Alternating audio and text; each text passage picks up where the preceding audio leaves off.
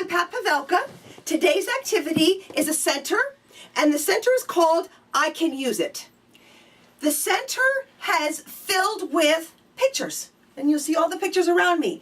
They can come from magazines, old calendars, catalogs. Think about a lot of the toy catalogs that students often like to look through. They can be postcards, greeting cards, baseball cards. That's not my idea. That's one of the boys in the classroom. We can use book jackets. A lot of our hardcover books have these beautiful book jackets, and let's face it, most of the time they just get ripped and ruined. These jackets are great to cut apart and use them as pictures. My students' favorite choice in terms of pictures, and again, this is also not my idea, it's the students, are photos. For example, here are two photos of one of my dogs doing some work at Christmas time and doing some sunning in the summertime. So anything that involves a picture. This gets tied to anything in your language arts, reading, grammar, curriculum. Think about typically what an assignment is in that area. Typically it's a workbook page that deals with a fill-in, a match, or a circle. And workbook pages and worksheets are not differentiated. And so the problem is you get students who are done before you even finish giving the directions. And then you have students who struggle with reading, and so they can't read the directions or the words on the page, and it's not necessarily that they don't understand the skill you've been working with. It's just that some of the words may be difficult. So this can replace a lot of our worksheets and workbook pages and make it very differentiated and child-centered. So the assignment basically says to students, show what you know. Show that you can use it. So whatever you're working with, students will take a magazine picture, or again, any kind of picture, and they will apply and utilize whatever skill you've been working with.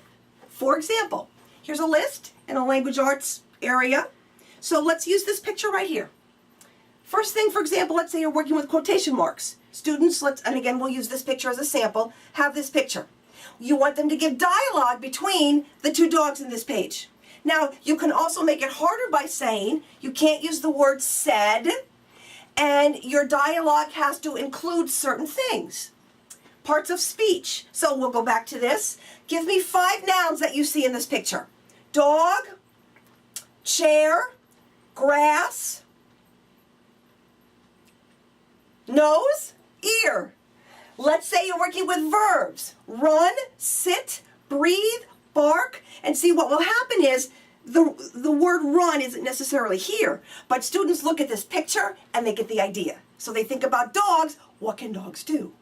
Now take just those 2 examples and think about your workbook pages. Typically it's a sentence, circle the verb. Typically it's a sentence, put in the quotation marks. Do you see how much more work the students have to do and how much more differentiated it can be depending on their levels? For example, punctuation marks. Let's say you're working with commas in a series. List 3 to 5 things that you see in the picture, put it in one sentence with commas in a series. So pretty much anything that you're working with in that language arts area can be tied into magazine pictures. Here's an example. And again, I say magazine pictures, but any kind of a picture. Picture of an elephant. We are working with the 3 different end marks. So this says, I saw an elephant at the zoo, period. Have you seen an elephant? Question mark. Look at that elephant! Exclamation point. So one picture for everybody. It's not the same. They each get their choice.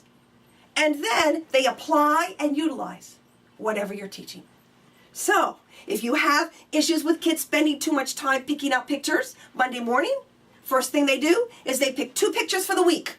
They put them in a pocket folder, they put them in their desk, and all week long, anytime you're working on a skill in that language arts, grammar, reading, writing area, you can say to them, take out your pictures and show me that you understand what a contraction is. Show me that you understand whatever curriculum you're working with. So have fun with your students in this center called I Can Use It.